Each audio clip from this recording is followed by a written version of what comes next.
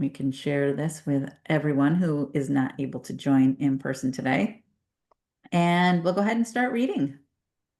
We are in the Song of Prayer, and we are in the forgiveness section, introduction.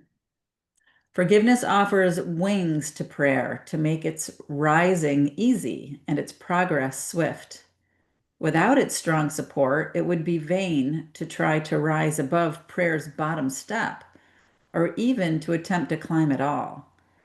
Forgiveness is prayer's ally, sister in the plan for your salvation. Both must come to hold you up and keep your feet secure, your purpose steadfast and unchangeable. Behold the greatest help that God ordained to be with you until you reach to him. Illusion's end will come with this. Unlike the timeless nature of its sister, prayer, forgiveness, has an end. For it becomes unneeded when the rising up is done. Yet now it has a purpose beyond which you cannot go, nor have you need to go. Accomplish this, and you have been redeemed. Accomplish this, and you have been transformed. Accomplish this, and you will save the world. Ooh, forgiveness, so important, right? So I shared the Ho'oponopono prayer, and it simply says, I love you. I'm sorry. Please forgive me. Thank you. So simple. And I think I shared this with you too. I was at a networking event and I was talking to another woman who was a life coach, and we just kind of started chatting. And she's like has a whole different vibe. She's a great person, just really different personality from my own. And we were talking about Ho'oponopono because I'd been using it in my life around certain things that I was dealing with at the time. And she hadn't heard of it. So I said, I looked at her in the eyes and I said, oh, this is what it is. I love you. I'm sorry. Please forgive me. Thank you. And she actually got tears in her eyes when I said that. And I had just met her. So we didn't have a history. There was nothing to forgive. And she hugged me and she said, that was so helpful. Thank you so much. And it was almost as though for me, just saying, please forgive me, it had healed something in her that she needed to hear for whatever reason. And so that just goes to show you how powerful forgiveness is. It's amazing. And it says, accomplish this and you will save the world. Forgiveness, right? Welcome, Cynthia. Great to have you here. We are in the Song of Prayer, and we just read the introduction on forgiveness. Does anybody want to share before we continue? Go ahead, Gail. I think I've talked before in this group of that there's certain political figures that I have a hard time forgiving, but something that's helped me recently in my daily studies of the steps with Nook Sanchez, and I forgot the other woman's name, but anyway, one of them said something that really hit me last week, and that is that every act is either an act of love or a cry for love. And when I think about things that people do that really bother me, upset me, if I try to remember it's a call for love. That's what they're doing. They may not know that, but that's what they're doing. That helps me put it into perspective so much. Yeah, that's great. It is so great when we can remember that. And we can be vigilant of our thoughts, right? Course in Miracles talks about that a lot too. Welcome, Tim. We just read the first introduction to forgiveness in the Song of Prayer. All right. Anybody else have anything they want to share before we continue to the next section? All right, let's keep going. Forgiveness of yourself. No gift of heaven has been more misunderstood than has forgiveness. It has, in fact, become a scourge, a curse, where it was meant to bless, a cruel mockery of grace, a parody upon the holy peace of God.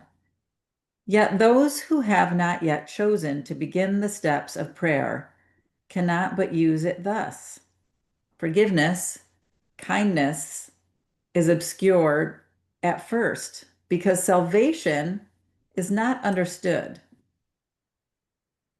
nor truly sought for. What was meant to heal is used to hurt because forgiveness is not wanted. Guilt becomes salvation, and the remedy appears to be a terrible alternative to life. Forgiveness to destroy will therefore suit the purpose of the world far better than its true objective, and the honest means by which this goal is reached. Forgiveness to destroy will overlook no sin, no crime, no guilt that it can seek and find and love. Dear to its heart is error, and mistakes loom large and grow and swell within its sight. It carefully picks out all evil things and overlooks the loving as a plague, a hateful thing of danger and of death. Forgiveness to destroy is death, and this it sees in all it looks upon and hates. God's mercy has become a twisted knife that would destroy the Holy Son he loves. Would you forgive yourself for doing this? Then learn that God has given you the means by which you can return to him in peace. Do not see error. Do not make it real. Select the loving and forgive the sin by choosing in its place the face of Christ. How otherwise can prayer return to God? He loves his Son. Can you remember him and hate what he created? You will hate his Father if you hate the Son he loves. For as you see the Son, you see yourself. And as you see yourself, is God to you. As prayer is always for yourself, so is forgiveness always given you. It is impossible to forgive another, for it is only your sins you see in him. You want to see them there and not in you. That is why forgiveness of another is an illusion. Yet it is the only happy dream in all the world, the only one that does not lead to death. Only in someone else can you forgive yourself, for you have called him guilty of your sins, and in him must your innocence now be found. Who but the sinful need to be forgiven? And do not ever think you can see sin in anyone except yourself. This is the great deception of the world, and you, the great deceiver of yourself. It always seems to be another who is evil, and in his sin, you are the injured one. How could freedom be possible if this were so? You would be slave to everyone, for what he does entails your fate, your feelings, your despair, or hope, your misery, or joy. You have no freedom unless he gives it to you. And being evil, he can only give what he is. You cannot see his sins and not your own, but you can free him and yourself as well. Forgiveness, truly given, is the way in which your only hope of freedom lies. Others will make mistakes, and so will you, as long as this illusion of a world appears to be your home. Yet God himself has given all his sons a remedy for all illusions that they think they see. Christ's vision does not use your eyes, but you can look through his and learn to see like him. Mistakes are tiny shadows, quickly gone, that for an instant only seem to hide the face of Christ, which still remains unchanged behind them all. His constancy remains in tranquil silence and in perfect peace. He does not know of shadows. His, the eyes that look past error to see the Christ in you. Ask then his help and ask him how to learn forgiveness as his vision lets it be. You're in need of what he gives, and your salvation rests on learning this of him. Prayer cannot be released to heaven, while forgiveness to destroy remains with you. God's mercy would remove this withering and poisoned thinking from your holy mind. Christ has forgiven you, and in his sight the world becomes as holy as himself. Who sees no evil in it sees like him. For what he has forgiven has not sinned, and guilt can be no more. Salvation's plan is made complete, and sanity has come. Forgiveness is the call to sanity. For who but the insane would look on sin when he could see the face of Christ instead? This is the choice you make, the simplest one, and yet the only one that you can make. God calls on you to save his son from death by offering Christ's love to him. This is your need, and God holds out this gift to you. As he would give, so must you give as well.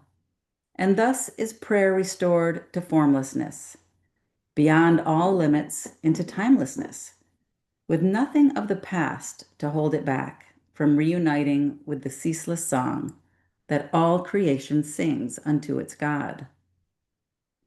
But to achieve this end, you first must learn before you reach where learning cannot go. Forgiveness is the key. But who can use a key when he has lost the door for which the key was made, and where alone it fits? Therefore, we make distinctions, so that prayer can be released from darkness into light. Forgiveness' role must be reversed and cleansed from evil usages and hateful goals. Forgiveness to destroy must be unveiled in all its treachery, and then let go forever and forever. There can be no trace of it remaining if the plan that God established for returning be achieved at last and learning be complete. This is the world of opposites, and you must choose between them every instant while this world retains reality for you. Yet you must learn alternatives for choice, or you will not be able to attain your freedom. Let it then be clear to you exactly what forgiveness means to you, and learn what it should be to set you free. The level of your prayer depends on this, for here it waits its freedom to ascend above the world of chaos into peace. Forgiveness to destroy. Hello, Ernesto. Welcome. We just read forgiveness, section 1, forgiveness of yourself. I think, right? Yeah. In the Song of Prayer.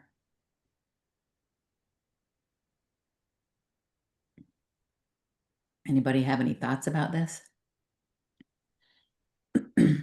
Yeah, forgiveness without conditions. Yeah.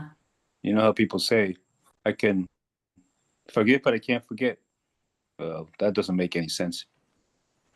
Except, I guess, I don't know, that you have to forgive without anything left over. You can't have anything hanging over that, I guess. That's what it says, right? Ultimately. Yeah, and it also says the only one that you actually need to forgive is yourself, because if you didn't Well, have these thoughts that's within where your, it starts. But if you're still yeah, having, yeah, if you're still having negative thoughts, yeah. right. Yeah. Yeah. Then you haven't truly forgiven. Yes, exactly. Exactly.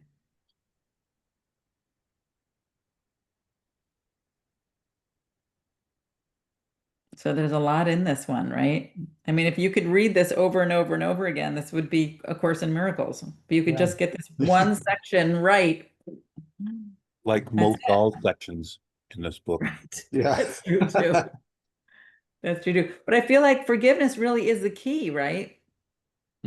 Like true forgiveness, not forgiveness to destroy. Because how many times you said, well, that person is a jerk, but I have to forgive them. Well, if you think they're a jerk, you probably Until you haven't don't- forgiven them, right? No. until you stop No. thinking of them as a jerk, you haven't forgiven them. Exactly. Exactly. But how many times have you thought that, right? Every day, Right. Right. Oh, your Lord. shared monster. Exactly. So that's the work right there, right? To let go, let God, and ask to see with Christ's vision, right? Because you can't see with your own vision. That's not the way. Martin Luther King said that you have to forgive them, you have to love them, but you don't have to like them. And I don't find that to be true. I think unless you love someone, you haven't forgiven them yet. It's Yeah, I agree, Carl. Yeah, it's you still got the label on them. Right. they don't, you do. You Yes. putting the label on them. They're Yep. it's not them. They're living rent free. That's true. But I have to say, that doesn't mean you have to trust them. I know abused women who say, I've forgiven my husband, my ex-husband, but I would never trust him again. And I think that's legitimate. Well, It's- there's Maybe in the dream, Yeah, but they're yeah. not gonna put themselves back in that situation. but Maybe they're we could call that, we call it guarded forgiveness. yeah, but I'm just ultimately making it up. all those people are you. We're all one. Yes, It's not there's not forgiveness of other people, it's forgiveness of yourself. yeah, Because once you realize that everybody is you and you are everyone, that those resentments, those feelings that you have about other people are just inside yourself. right. Those are the things that are deep. You might not realize it. It might take a lot of digging to find it, but it's all you. It is, but on the Yeah. other hand, we're all in our own mythical bodies, and if you don't want to put your individual body in harm's way because you know that this person has not treated you well in the past, I see nothing wrong with saying, I love you, I forgive you, you're there, I'm here. So, Right.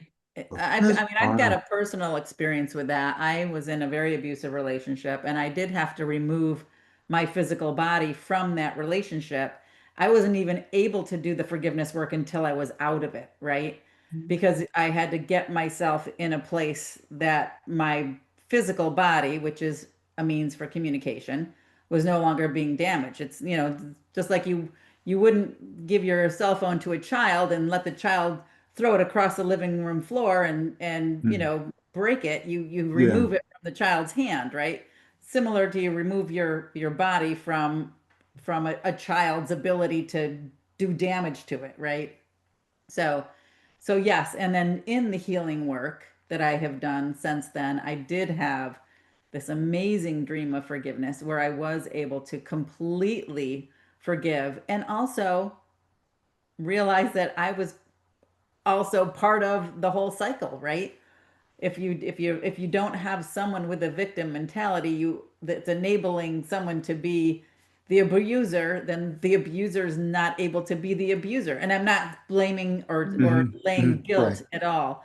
I'm just saying it's part of the healing, it's part of the forgiveness, and part of rising up to that a different frequency of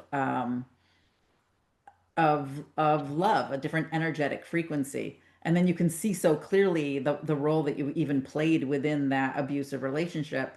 And you can see it just makes it so much easier to forgive yourself and the person for even being in that situation, right? hmm hmm And also to be grateful for the lesson, because I don't think I would have this level of love if I hadn't been in that lesson. I mean, sure, I would wish I didn't have to put myself there, and maybe I wouldn't have had to if I had more information Well, before it going. was the catalyst for you, like I Sure. had mine when I was in this despair, going to the University of Florida and said, oh, if it has to keep on going like this, I just as soon end it right now to my best friend. And as soon as I fully said that, literally a light filled my head, and for the next 3 days and nights, I was being directed by Holy Spirit, and I can still go back to that. It's like there is no time.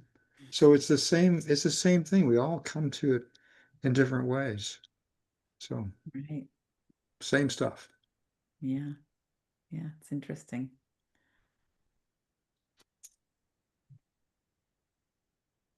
All right. Any other thoughts about this before we continue?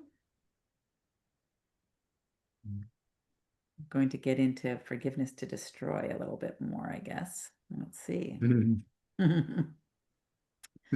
Forgiveness to destroy.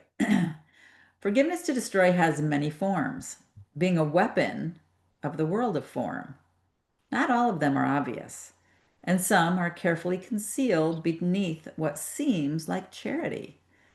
Yet all the forms that it may seem to take have but this single goal. Their purpose is to separate and make what God created equal, different. The difference is clear in several forms where the designed comparison cannot be missed, nor is it really meant to be. In this group, first, there are forms in which a better person designs to stoop to save a baser one from what he truly is. I'm sorry, deigns to stoop to save a baser one from what he truly is. Forgiveness here rests on an attitude of gracious lordliness, so far from love that arrogance could never be dislodged. Who can forgive and yet despise? And who can tell another he's steeped in sin and yet perceive him as the Son of God? Who makes a slave to teach what freedom is? There is no union here, but only grief. This is not really mercy. This is death. Another form, still very like the first, if it is understood, does not appear in quite such blatant arrogance. The one who would forgive the other does not claim to be the better. Now he says instead that here is one whose sinfulness he shares, since both have been unworthy and deserve the retribution of the wrath of God. This can appear to be a humble thought and may indeed induce a rivalry in sinfulness and guilt. It is not love for God's creation and the holiness that is his gift forever. Can his son condemn himself and still remember him? Here the goal is to separate from God the son he loves and keep him from his source. This goal is also sought by those who seek the role of martyr at another's hand. Here must the aim be cleverly seen, for this may pass as meekness and as charity instead of cruelty. Is it not kind to be accepting of another's spite and not respond except with silence and a gentle smile? Behold, how good are you who bear with patience and with saintliness the anger and the hurt another gives, and do not show the bitter pain you feel. Forgiveness to destroy will often hide behind a cloak like this. It shows the face of suffering and pain in silent proof of guilt and of the ravages of sin. Such is the witness that it offers one who could be Savior, not an enemy. But having been made an enemy, he must accept the guilt and heavy laid reproach that thus is put upon him. Is this love? Or is it rather treachery to one who needs salvation from the pain of guilt? What could the purpose be except to keep the witnesses of guilt away from love? Forgiveness to destroy can also take the form of bargaining and compromise. I will forgive you if you meet my needs, for in your slavery is my release. Say this to anyone, and you are slave. And you will seek to rid yourself of guilt and further bargains, which can give no hope, but only greater pain and misery. How fearful has forgiveness now become, and how distorted is the end it seeks. Have mercy on yourself who bargains thus. God gives and does not ask for a recompense. There is no giving but to give like him. All else is mockery. For who would try to strike a bargain with the Son of God and thank his Father for his holiness? What would you show your brother? Would you try to reinforce his guilt and thus your own? Forgiveness is the means for your escape. How pitiful it is to make of it the means for further slavery and pain. Within the world of opposites, there is a way to use forgiveness for the goal of God and find the peace he offers you.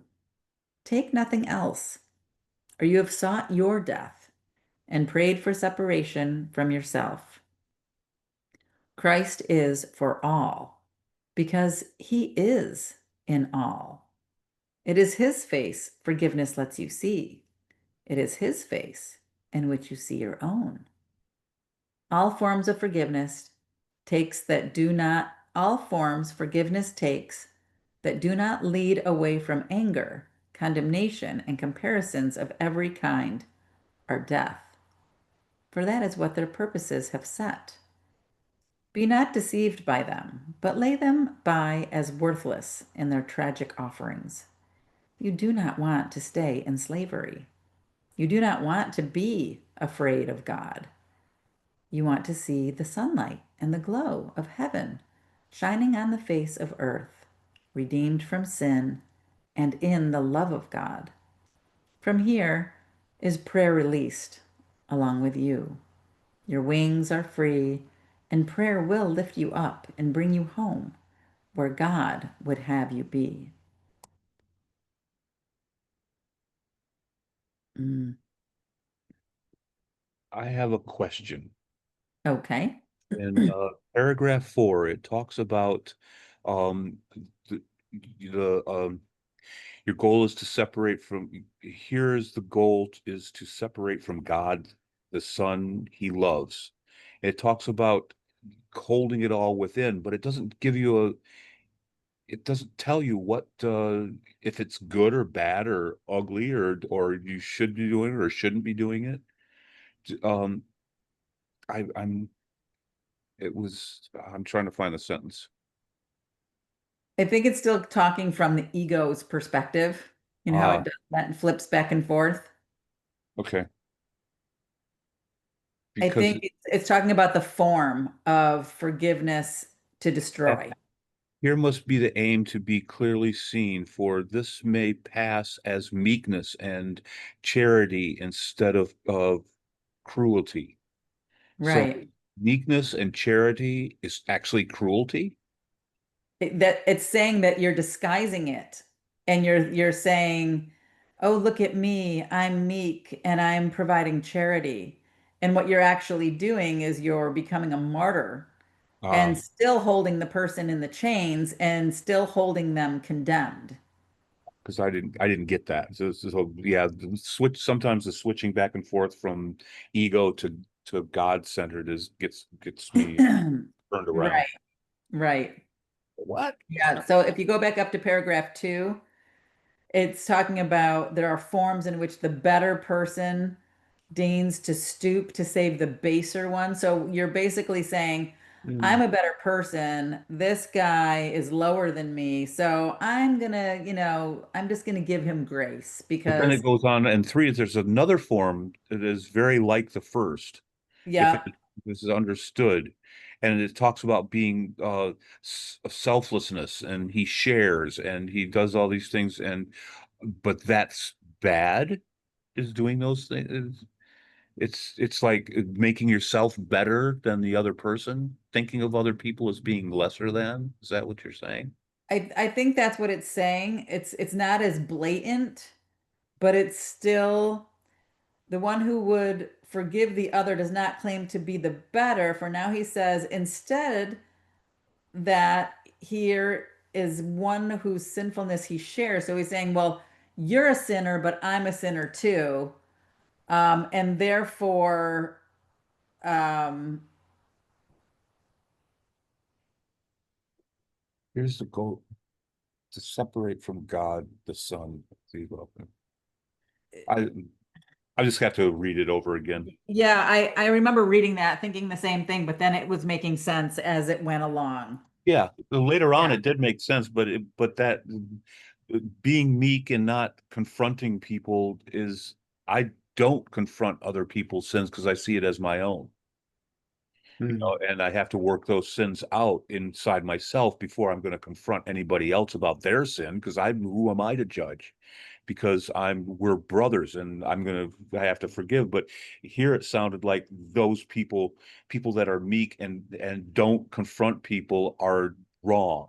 And I So didn't it's saying, understand. can his son condemn himself and still remember him and still remember God? So it's basically saying, so you're saying, well, he's a sinner, but I'm a sinner too, and you're condemning yourself. Oh, So well, I think it's I saying, know. how can you remember God if you're still condemning yourself?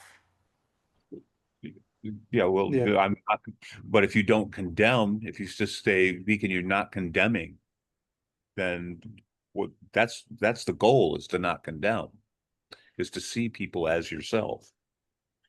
And then, Right. But as long as you're not condemning yourself. yes. Right. Right. Yeah, Okay. you're basically overlooking. You're just you're seeing the whole picture, not all the little dead trees on the mountain. You're just seeing the beauty. Whatever. Okay, Mhm. thank you. That's a good point. Thank you. Yeah. Yeah. No, thank you for bringing that up because I was thinking the same thing as I was reading it. And I was like, oh, this is interesting. I've seen myself do this before. Yeah. Yeah, it's a different twist, definitely. Right. Yeah. Hmm. Hmm. It's like It's much easier to forgive somebody and not judge them for their viewpoints, because I know I have viewpoints that they feel the same way about, and I have, and it's my path, not theirs, to put it bluntly. You know, hmm. uh, Yeah. my feelings are my feelings, not their feelings. Anyway. We had, I'll just share this. We had something come up last night. We were at one of our daughter's house with my wife and son and I, and he's got some, real disabilities that, they're not make believe. Well, yeah, beyond, yes, they are. But anyway, at one point at the end of the movie, she brought something up about one of the characters in the movie, and Michael said something, and then she took it like, and they were starting to go at it, and he just left the room, actually went outside, and she had a big, this is why I'm saying we need family counseling. And I'm going, in my mind, I'm going, well, this is making a mountain out of not even a molehill. And anyway, long story short, and my wife is, very adequately handling it too, but not wanting to go through maybe some painful counseling, maybe not, probably not.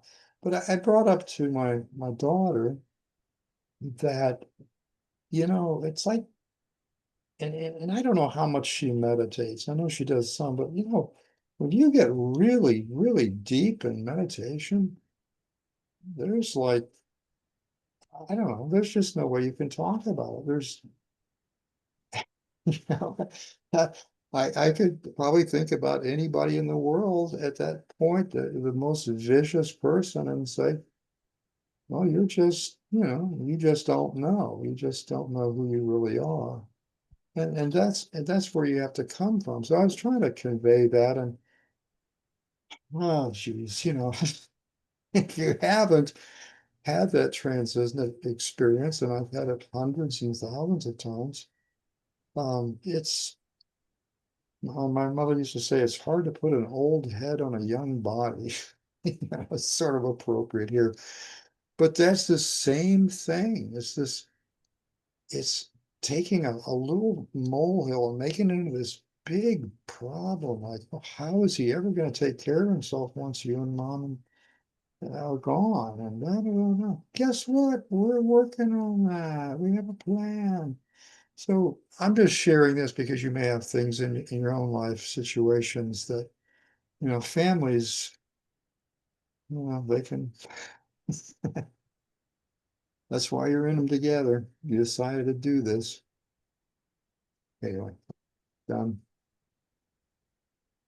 Yeah, there's a lot of opportunities to learn, right? A lot of opportunities to be able to see the Christ in the other, even without saying you haven't learned yet, even without saying you just don't know yet. Because I know we've talked about this quite a bit, right? We've got kids that are making decisions that we look and we're like, oh no, he's going over the cliff. We want to stop them from doing that. But at the same time, you have to just be like, you know what? There's me going over the cliff because I want that experience of going over the cliff because that's how I want to Mhm. learn. And you have to just let go and know that they are perfect in every way and their decisions are perfect for them and their path is perfect for them and they're not lesser, there's no difference. It's just another person having a human experience within the illusion, Yeah, right? yeah, and well, and just yeah. being let go and let God, and if you're worried about it, just take that thought and say, I give this thought to the Holy Spirit. Be you in charge, Mhm. for I will follow you. Certain your direction will bring me peace. I've said that prayer so many times. Ram Dass used to say, Callie, you eat it. We got us, Callie. Yeah. That's funny. Anybody else want to Was share it? anything?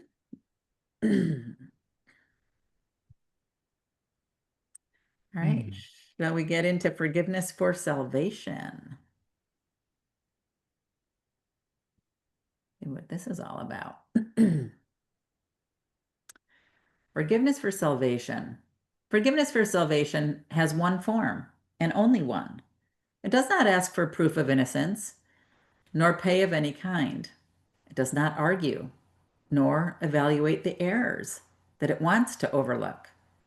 It does not offer gifts in treachery, nor promise freedom while it asks for death. Would God deceive you? He but asks for trust and willingness to learn how to be free. He gives his teacher to whoever asks and seeks to understand the will of God. His readiness to give lies far beyond your understanding and your simple grasp. Yet he has willed you learn the way to him, and in his willing there is certainty. You, child of God, the gifts of God are yours, not by your plans, but by his holy will. His voice will teach you what forgiveness is and how to give it as he wills it be. Do not then seek to understand what is beyond you yet, but let it be a way to draw you up to where the eyes of Christ become the sight you choose. Give up all else, for there is nothing else. Hmm. When someone calls for help in any form, he is the one to answer for you. All that you need do is to step back and do not interfere. Forgiveness for salvation is his task, and it is he who will respond for you. Do not establish what the forms should be that Christ's forgiveness takes. He knows the way to make of every call of a help to you as you arise in haste to go at last unto your Father's house. Now can he make your footsteps sure, your words sincere, not with your own sincerity, but with his own. Let him take charge of how you would forgive. And each occasion then will be to you another step to heaven and to peace. Are you not weary of imprisonment? God did not choose this sorry path for you. What you have chosen still can be undone. For prayer is merciful and God is just. His is a justice he can understand, but you cannot as yet. Still, will he give the means to you to learn of him and know at last that condemnation is not real and makes illusions in its evil name. And yet it matters not the form that dreams may seem to take. Illusions are untrue. God's will is truth, and you are one with him in will and purpose. Here all dreams are done. What should I do for him, your holy son? Should be the only thing you ever ask when help is needed and forgiveness sought. The form the seeking takes, you need not judge. And let it not be you who sets the form in which forgiveness comes to save God's Son. The light of Christ in him is his release, and it is this that answers to his call.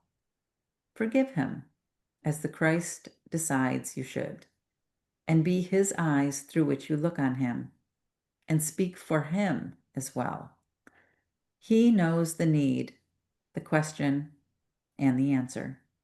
He will say exactly what to do, in words that you can understand and you can also use.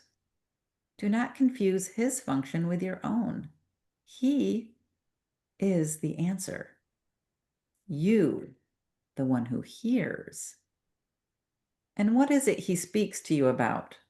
About salvation and the gift of peace, about the end of sin and guilt and death, about the role forgiveness has in him.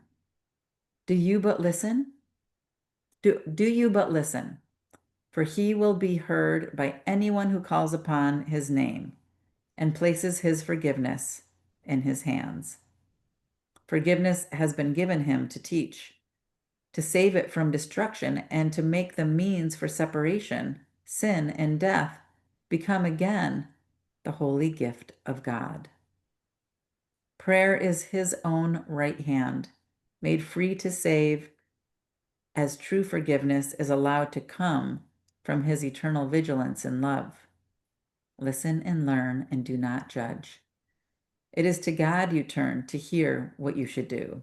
His answer will be clear as morning, nor is his forgiveness what you think it is. Still does he know, and that should be enough. Forgiveness has a teacher who will fail in nothing. Rest a while in this. Do not attempt to judge forgiveness, nor to set it in an earthly frame. Let it arise to Christ, who welcomes it as gift to him. He will not leave you comfortless, nor fail to send his angels down to answer you in his own name. He stands beside the door to which forgiveness is the only key. Give it to him to use instead of you, and you will see the door swing silently open upon the shining face of Christ. Behold your brother there beyond the door, the Son of God, as he created him.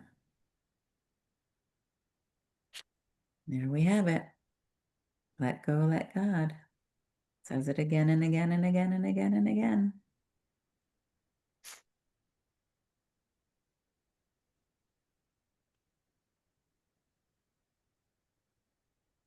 We always forget, right? We think we need to do the work.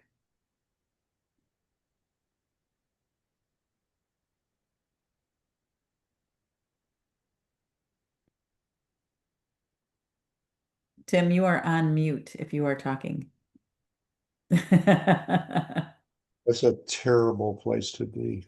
What- I'm just saying that book, I was just saying that book, Letting Go and Letting God. I mean, the entire book is in those few words. If you could just hear that one phrase, everything, you could have a complete undoing, let's call Yep. it. Okay. Having faith and trust, letting go.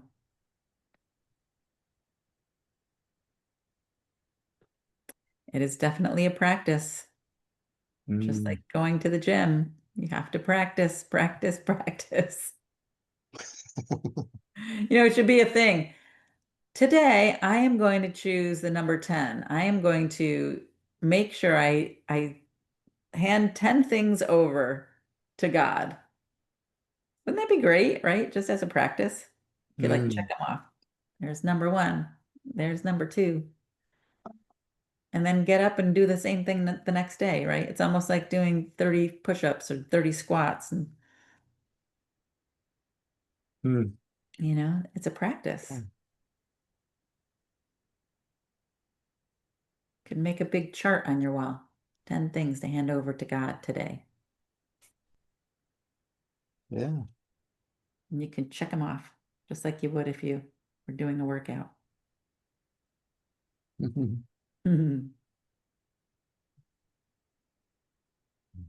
Anybody have any thoughts about that?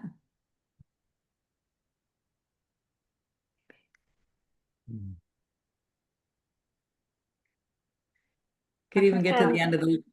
The only thought is that if you look at it as an experience, as something that, like a discovery, as something fun, then it no longer seems like a workout of repetitions. It takes the struggle to work at something out of the equation. And now it's just all kinds of things to look forward to in your ever expanding self-discovery. Good. Yeah, I love that aspect. We'll add that to the list. Have fun while you do this. I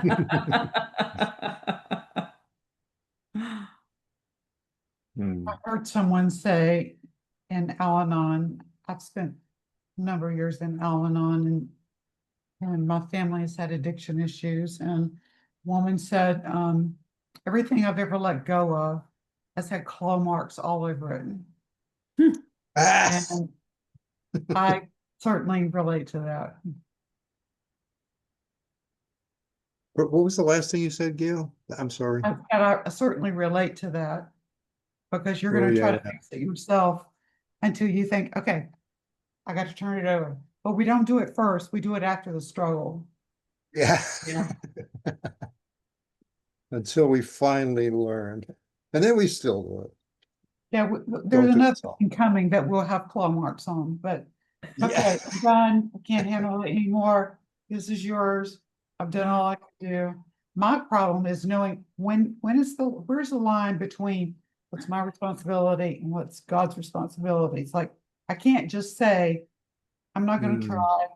I mean, I have to do the legwork, but then I need to turn over the direction that it goes in. And it's like sometimes that line is difficult for me to know where it is. Yeah. He talks about the little willingness, that's a key thing. It just, that inclination to maybe I don't know, that then the nose of the camel gets under the tent and it's all over. The tent's gone.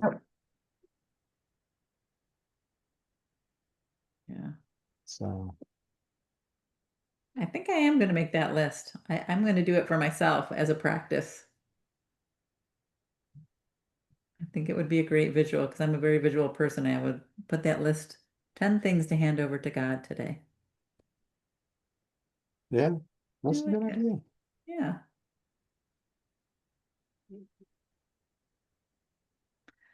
All right. Shall we get on to healing, or would anybody else like to share anything about forgiveness before we continue?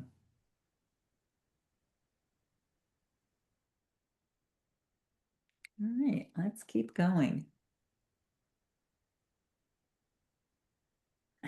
Healing, introduction. Prayer has both aids and witnesses, which make the steep ascent more gentle and more sure, easing the pain of fear and offering the comfort and the promises of hope. Forgiveness, witness, and an aid to prayer, a giver of assurance of success and ultimate attainment of the goal, is healing. its importance should not be too strongly emphasized, for healing is a sign or symbol of forgiveness strength, and only an effect or shadow of a change of mind about the goal of prayer. Hmm. All right, shall we keep going? The cause of sickness.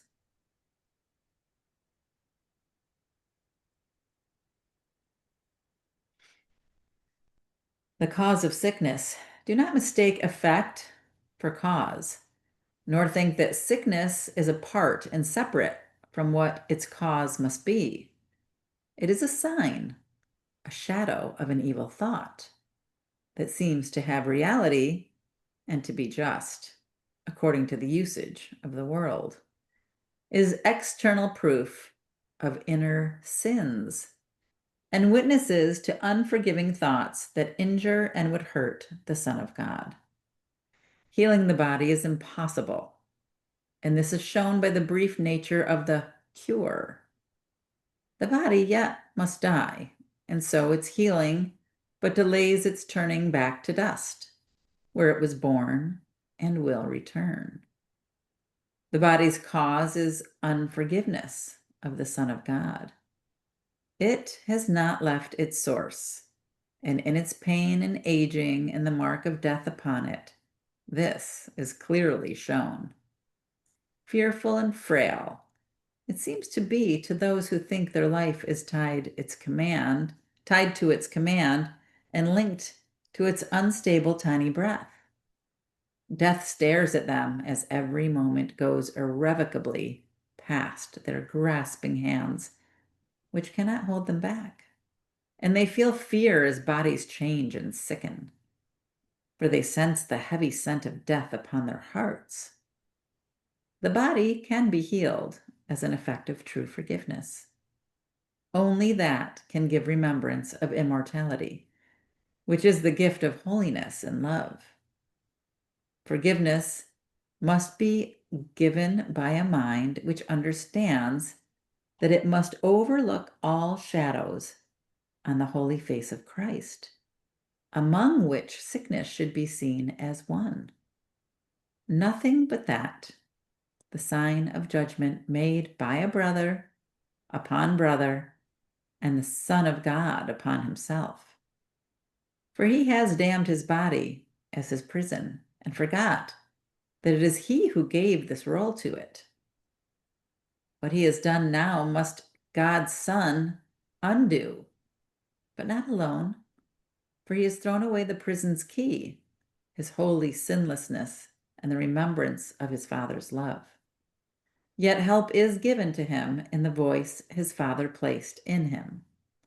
The power to heal is now his Father's gift, for through his voice he still can reach his Son, reminding him the body may become his chosen home, but it will never be his home in truth.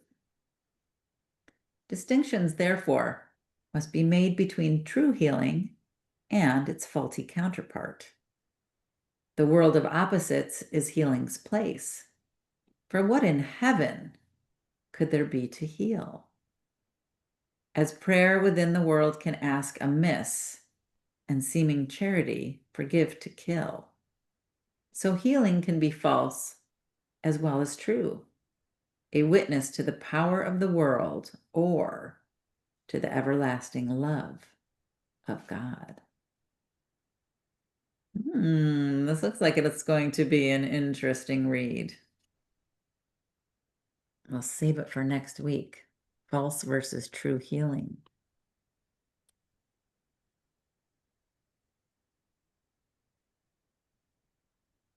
A lot to think about today, today's readings and discussions, right?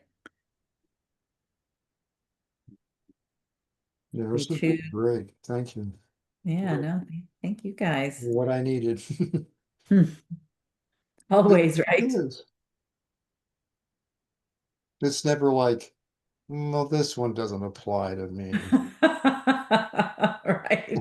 I don't do that anymore. You Yeah, gotta laugh, and you are laughing, so yeah. We're in another place in the river. That's all. Yeah, that's right. Different scene, different day. Yeah. Yeah. Mm-mm. Mm. Anybody have any thoughts about healing and sickness before we close? We still have 5 minutes. We can talk about any of the other things we read today about forgiveness or healing. Well, healing is just a natural, the body naturally heals, it naturally joins, it knows its oneness, its completeness. And, but we seemingly get in the way of that, and that's dis-ease that then turns into a disruption in the physical manifestations of things.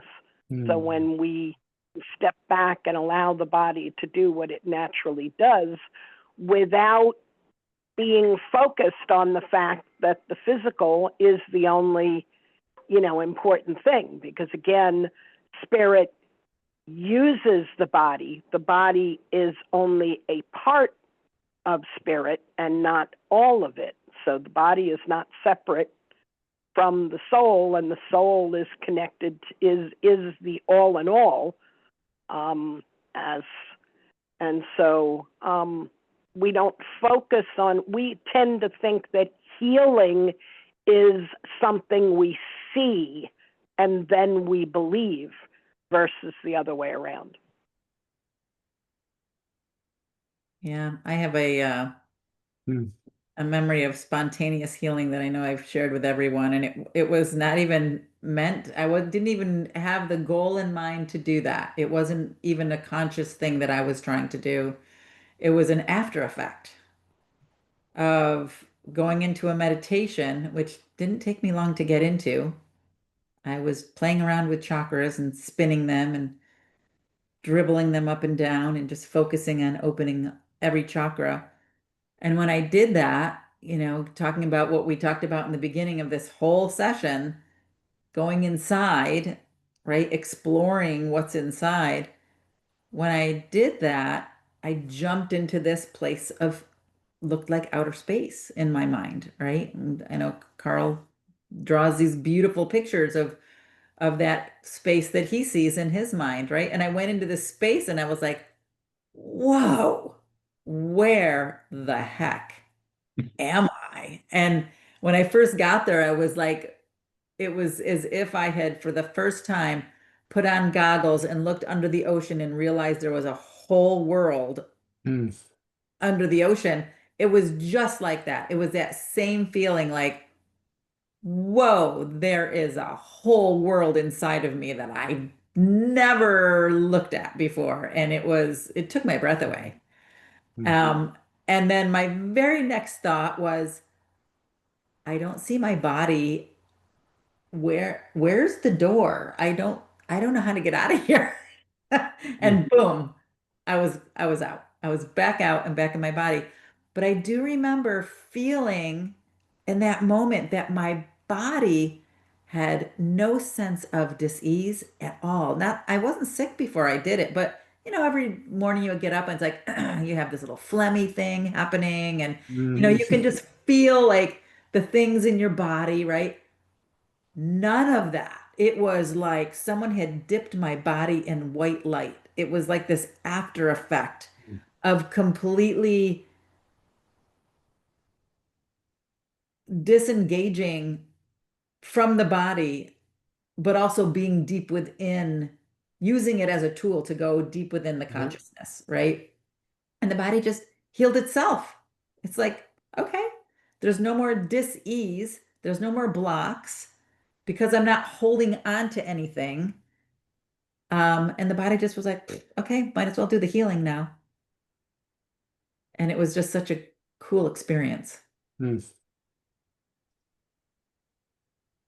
Yeah, I don't know if I've ever heard you talk about that, Terry. I just missed those classes. That's pretty. Ah, yeah, it was, I have this book behind me.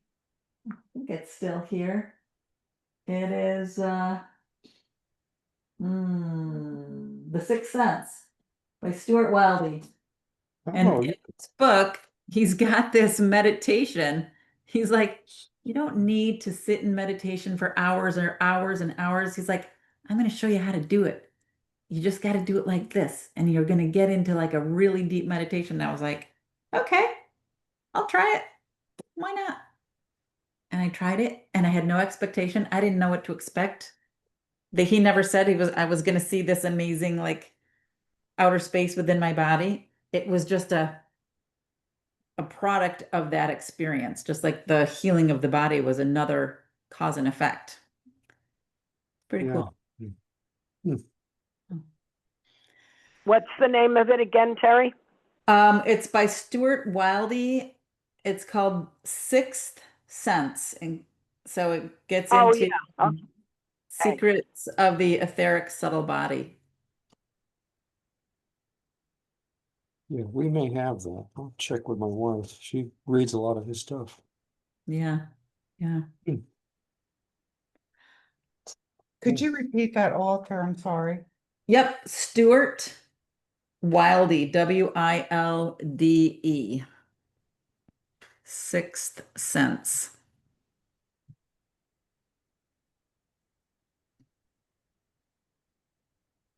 Thank Yeah. you. So, yeah, really interesting experience.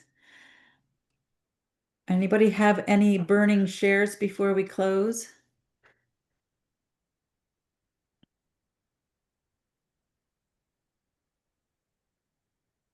All right, thank you all. Ernesto, I'm not sure if you're talking to us, but you're on mute.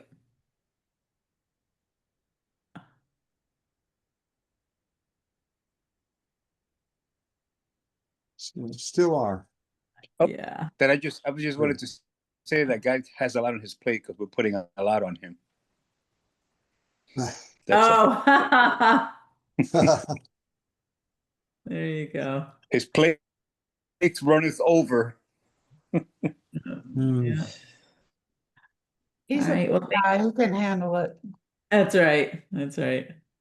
Yeah, maybe they should put disclaimers in every book, like if no, I'm joking.